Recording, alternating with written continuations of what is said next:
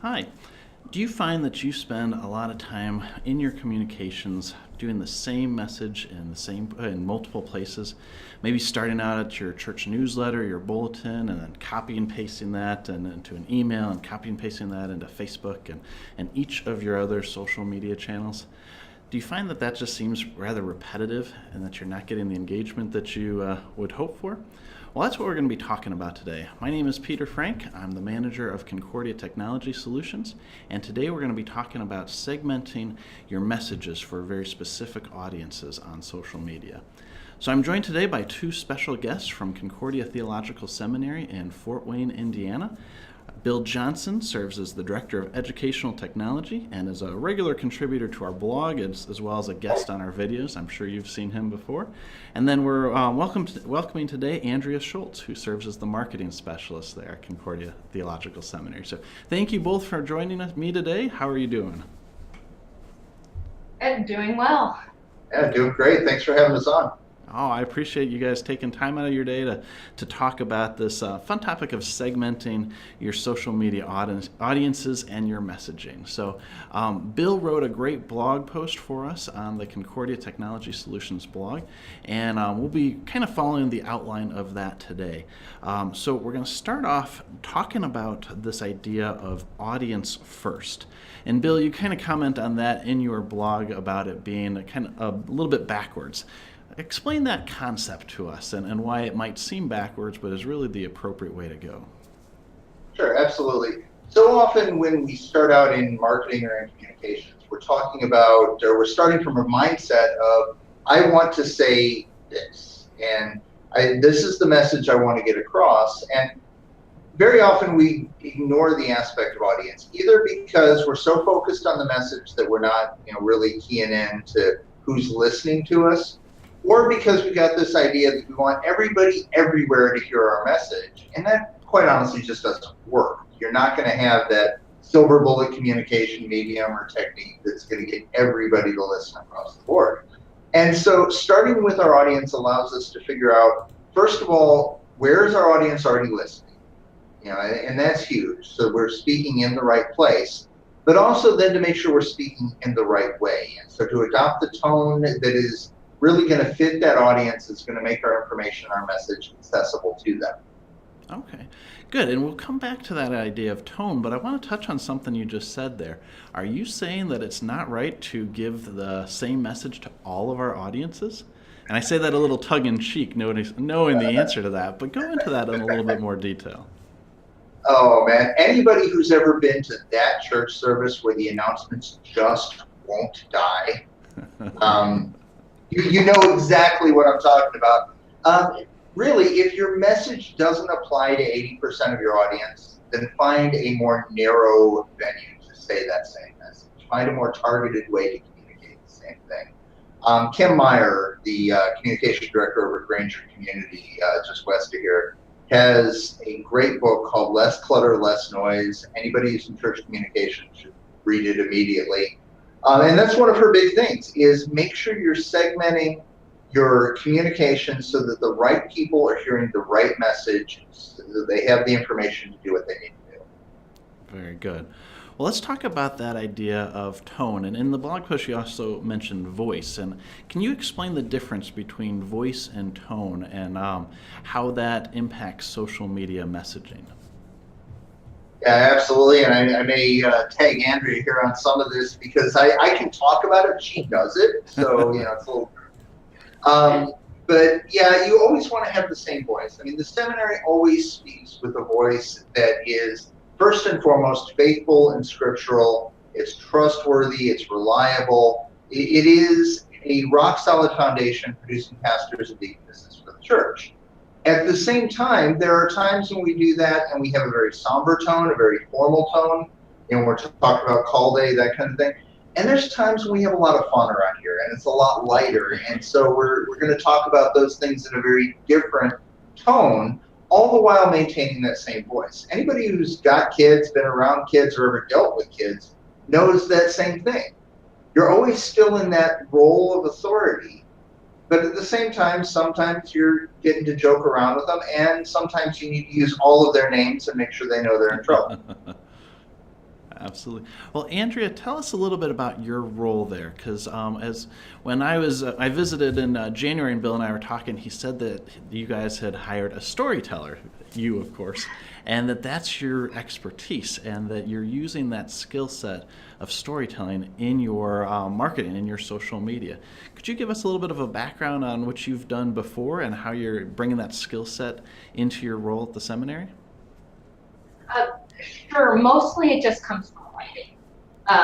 A lot of my previous jobs have been at, reception, secretary, stuff like that. But every job I seem to have been kind of sucked into the world of storytelling in some way, which a lot of times it has been, with social media or even with writing letters to clients, because you talk to different clients different ways.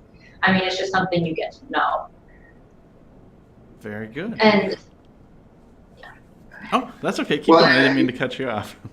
And actually, if I can jump in there, Peter, I think one of the things that you really brought to the table here is the way our different social media presences are different sorts of storytelling.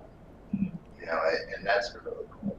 yeah, so for Facebook, for example, we tend to have a little bit more formal tone. And part of that is because we know that people are coming to our Facebook page a lot of times largely because they love our chapel services.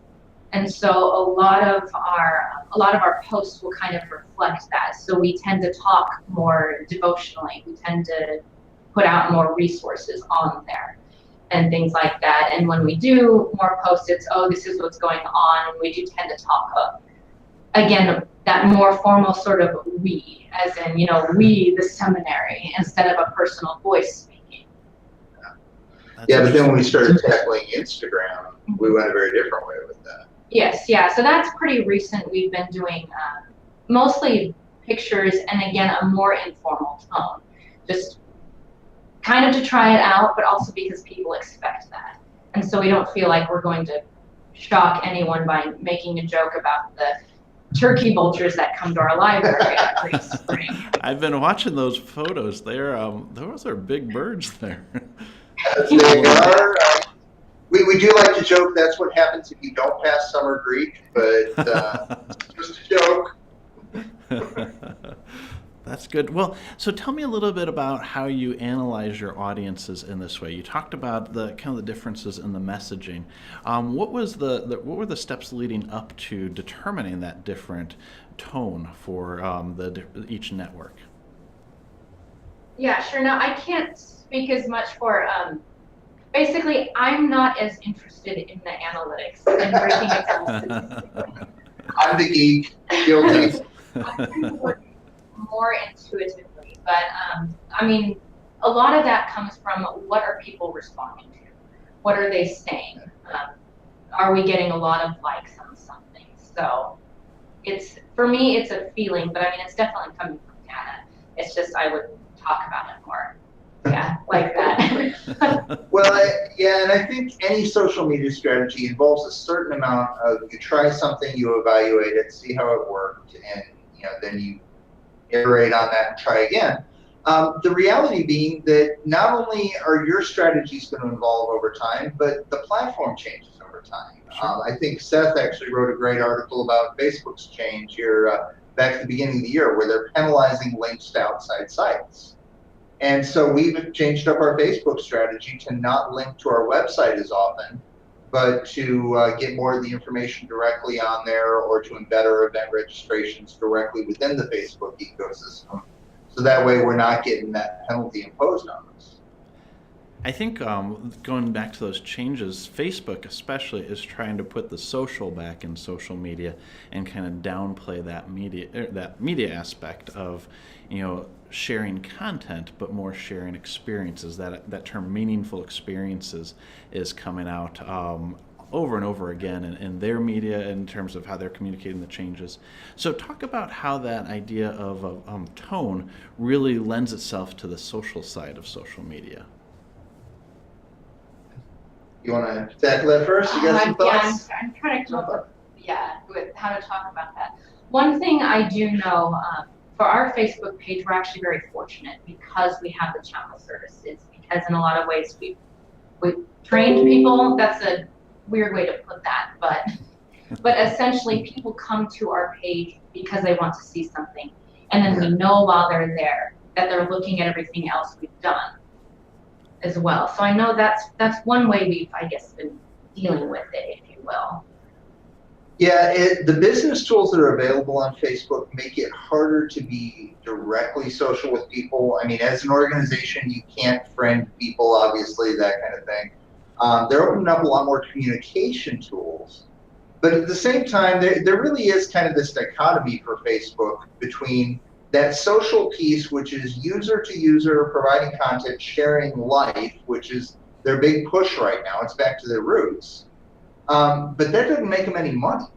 I mean, nobody's paying for that. And as somebody put it at one point, I don't remember who said it, if a company's providing you a service for free, then you are not the customer, you're the product. And that's true. That's a great quote. There's a reality there we just need to own. As churches, as the seminary, as any sort of business that's working in Facebook, then we move into that customer role, and Facebook's job is to find a way to give us enough access to make it a valuable platform, while at the same time finding a way to get us to spend money to make it still more effective for us. And our job is to make it as effective as possible without spending money. So, competing goals. Well, I think that's a good transition to talking directly to our audience, those who are doing communications in the church. How do you manage this, these different networks with these different tones while still keeping consistent with the voice of the church? What would your recommendations be for that? Well, the nice thing about being in the church is our basis is always scriptural. If you come from that foundation that what we are saying is very scriptural, it's very Lutheran because it's scriptural, Yeah. then you know that you're going to be that you're going to be passing on that same message because that's where you're coming from. Your heart is always in the right place, even if you're talking in a slightly different manner. Yeah, and I think as you start to look at the different networks, one of the things you've got to ask is who's listening on this network? I mean, so often anymore we approach Facebook as though it's the young person's thing, but that hasn't been true for years. When we look at our Facebook demographics, they skew older and interestingly, in terms of audience, primarily men, which makes sense. We have a lot of pastors and alumni who are involved. In terms of interaction, primarily women, which I find fascinating. That's the data geek in me. But just owning that and realizing that, okay, this audience isn't, for example, a place to try to recruit prospective students. Second career guys, absolutely.